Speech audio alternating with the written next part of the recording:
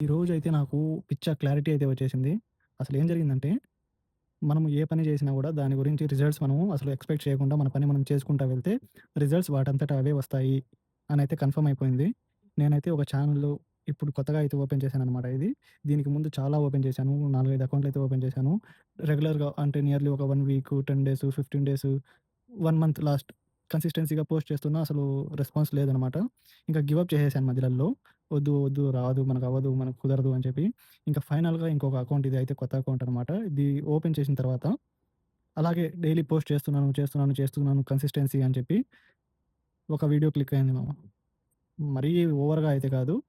అది నాకెక్కువనమాట. ఎన్ని వ్యూస్ వచ్చాయంటే 15-20K 1 డేలో.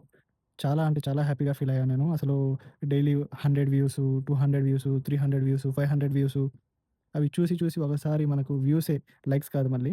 వ్యూసే ఆ మాత్రం వచ్చే కొందికి చాలా హ్యాపీగా అయిపోయాను నేను. నా ఆనందము మాటల్లో చెప్పలేనిదసలు. హోప్ లేని వాడికి హోప్‌తో ఇచ్చినట్టు ఉండిందనమాట.